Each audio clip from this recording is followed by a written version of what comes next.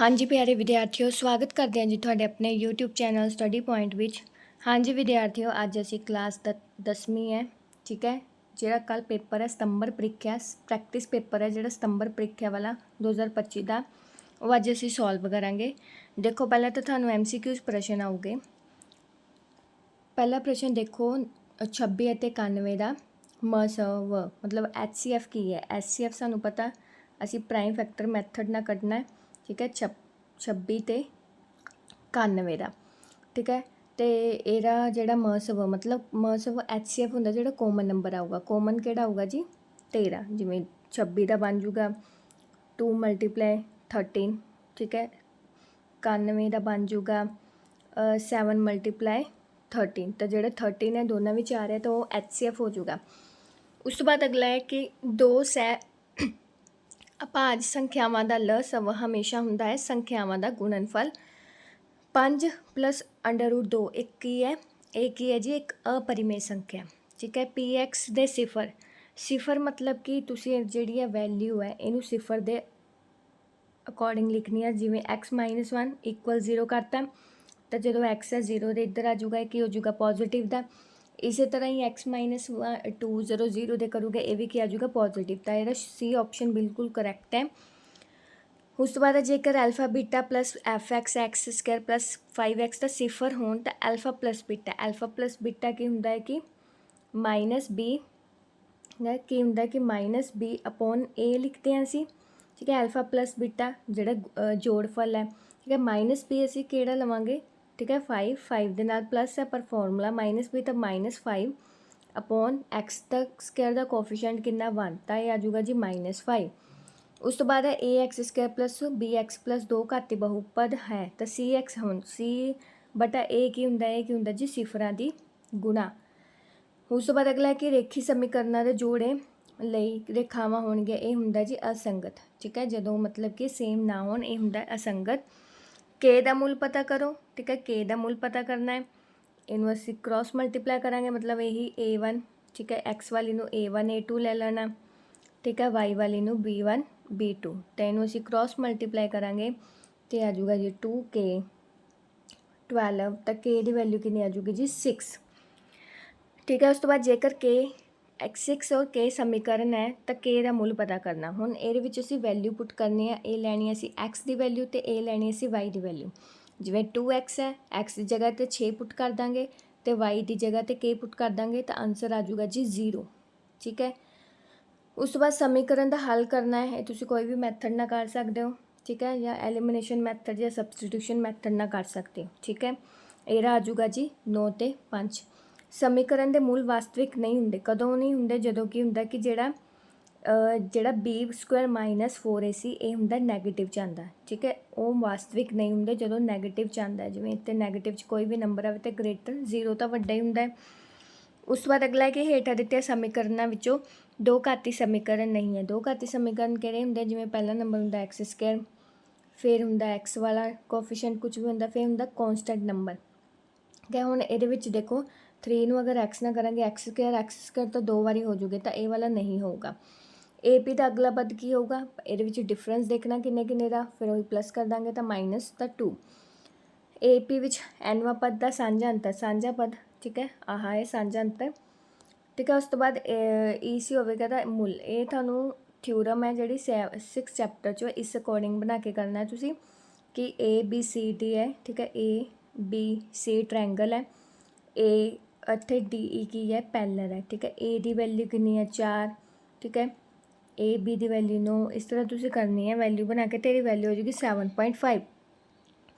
उस बाद दिते गए त्रिभुजा की समरूपता, समरूपता होने ये सारियां की दित्तियां सानू साइड्स ही दित्तियां, एंगल तो दिते ही नहीं, तो इससे आऊगा SSS। पहलियां 5 अभाज्य संख्यावां की मध्यिका, मध्यिका की होंगे मीडियन मतलब कि मध्यिका, ठीक है। पहली अभाज्य संख्या किहड़ी हुंदी है, जिवें 2 हो गया, 3 हो गया, 5 हो गया, ठीक है, 7 हो गया, ठीक है। उस तो बाद 9 7 तो बाद होगा 11, ठीक है। हुण इहदे विच सेंटर विच किहड़ा नंबर है 5, तो ये मध्यिका की हो जाऊगा 5।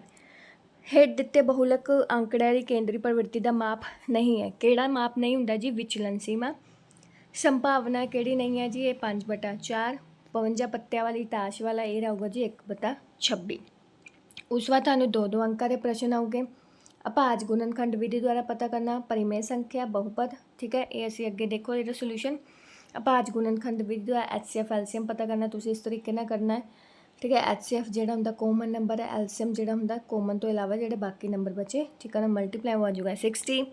उस तो बाद है कि रैशनल नंबर है, मतलब परिमेय संख्या है कि नहीं, तो असीं पहला अज्यूम कर लेना है कि परिमेय संख्या है, फिर इनू A/B के बराबर कर देना, ठीक है। फिर ए जिहड़ा इधर जाके माइनस का 5 हो जाऊगा।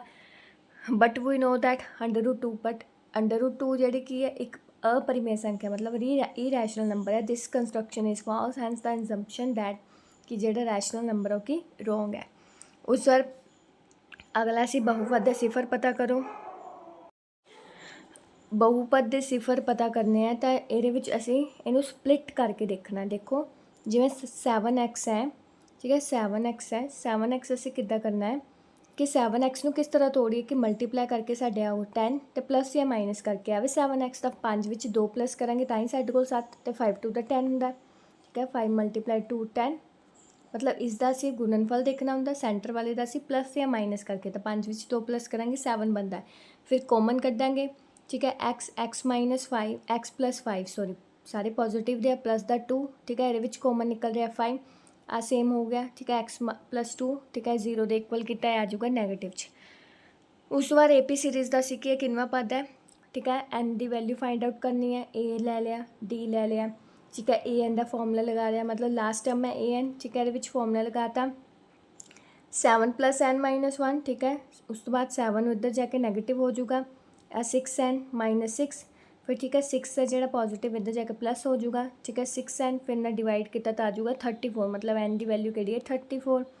उस तो बाद सीगा ट्रायंगल वाला तुहाडे कोल कि चित्र विच जेकर PQRS होवे तो सिद्ध करो कि PQ जिहड़ा है कि समरूप है कि नहीं, ठीक है। तुसीं देख लेना एंगल्स ये सारे सेम हो गए, जिवें वर्टिकल एंगल, अल्टरनेटिव एंगल, ठीक है। जिवें आ वाला एंगल ये, ठीक है, P आह वाला एंगल ये इक्वल होगा, ठीक है। इदा वर्टिकल एंगल तो ये होगा कॉन्ग्रुएंस रूल।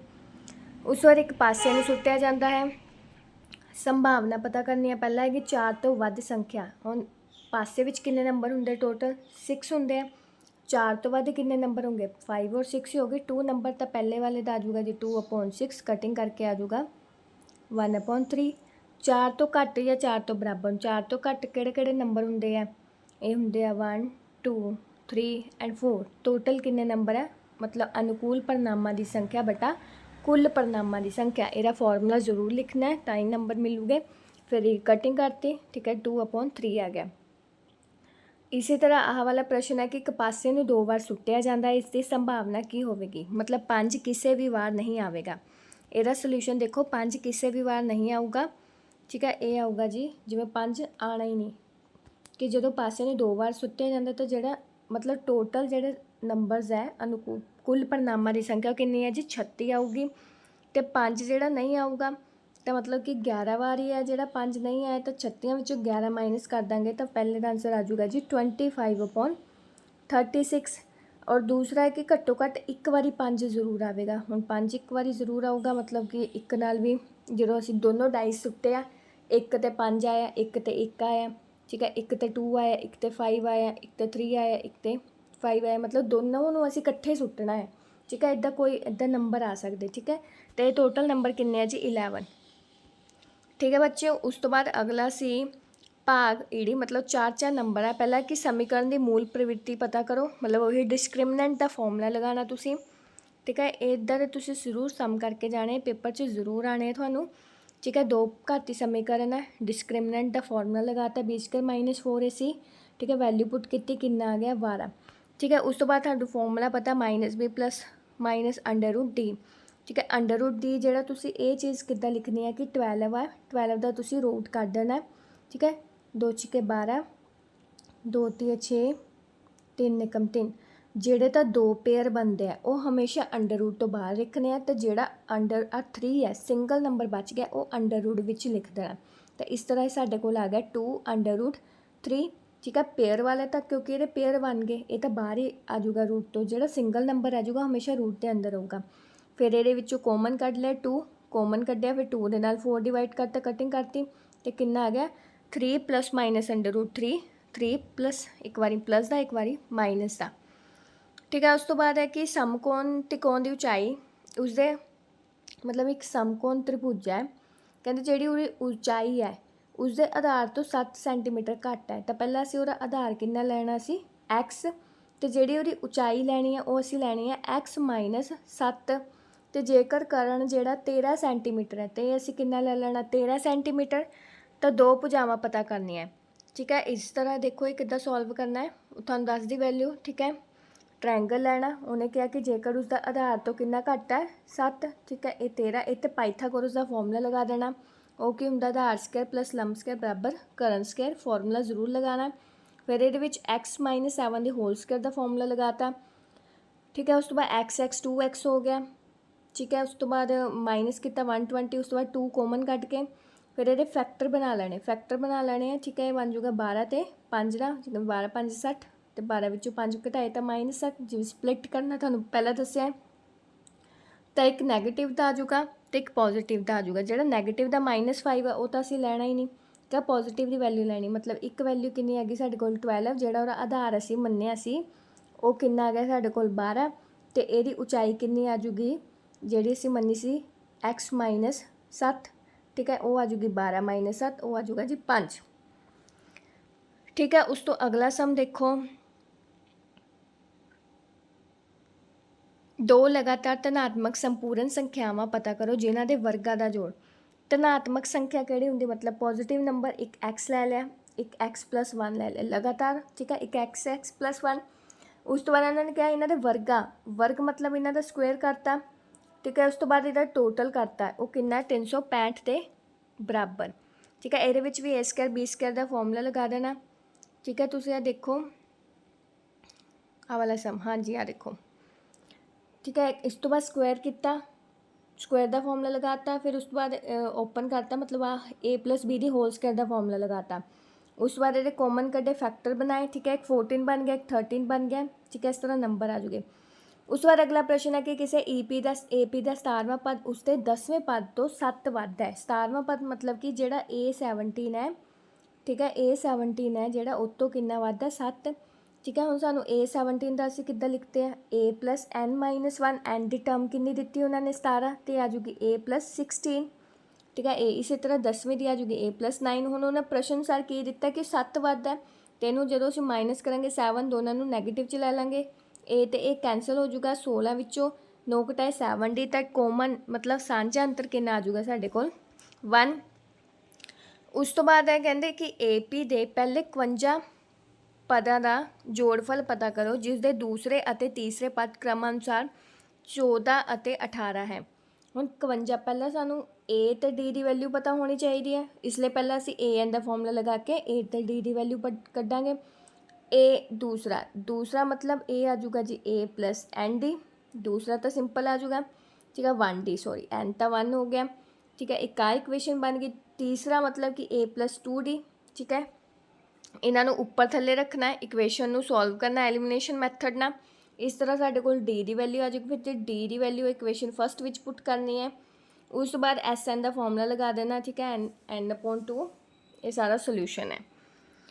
उस बाद 0 तो 50 के विचकार टांक संख्यावां, टांक हुंदा जिहड़े अपने टेबल च हुंदे आ, जिवें 1 आंदा 3 5 7। ठीक है। टांक संख्यावां, ठीक है, इन्हां दा पहले A लिख दिया, A लिखता 1, D की वैल्यू आ गई 3 - 1, A आ गया 2। उस बाद इन्होंने क्या जोड़फल, जोड़फल की जगह पहले सानू N की वैल्यू पता होनी चाहिए, तो पहले असीं AN + n-1 D ए वाला फॉर्मूला लगाता 49। ठीक है। वैल्यू पुट की, ए दी आई वैल्यू 1, डी का वैल्यू 2 है। ठीक है। 2n मल्टीप्लाई किया। ठीक है। इदा सारा सोल्यूशन करता, तो एन की वैल्यू साडे कोल आ जूगी 24। तो उस तो बाद असीं SN का फॉर्मूला लगा के वैल्यू देख लो तुसीं भरनी है, फिर इदा सोल्यूशन आ जूगा 625। ठीक है बच्चे। उस तो बाद है भाग सस्सा, ये 6 अंक वाले आ, ये भी तुसीं जरूर करके जाने हैं। भिन्न वाला तो प्रश्न आना ही आना है, ये 6 नंबर च पक्का ही आता है। ठीक है। चॉइस वाले क्वेश्चन है, ठीक है। तुसीं देख लिओ कि एक भिन्न दे सिर्फ अंश विच पहला तुसीं भिन्न मान लैणे कि मान लो अंश कितना है x, हर कितना है y। उसने कहा कि अंश विच सिर्फ एक घटाउण नाल तां y विच हर विच कुछ नहीं घटाना, सिर्फ अंश विच घटाना, तो x - 1 नीचे दा y वो आ जूगी 1/3। दूसरे पासे है कि अगर हर विच 8 जोड़ना, हुण अंश विच कुछ नहीं जोड़ना, हर विच 8 जोड़ांगे वो बन जूगी जी 1/4।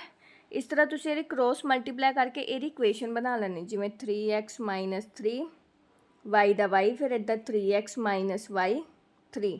ठीक है, इस तरह तुसीं इक्वेशन बना लैनी, फिर एलिमिनेशन मैथड नाल सोल्यूशन कर देना है। उस तो बाद है, ठीक है, ये तुहाडे कोल हैगा आ थ्योरम है, जिहड़ी 6 नंबर की तुहाडी थ्योरम आनी है इस तरह।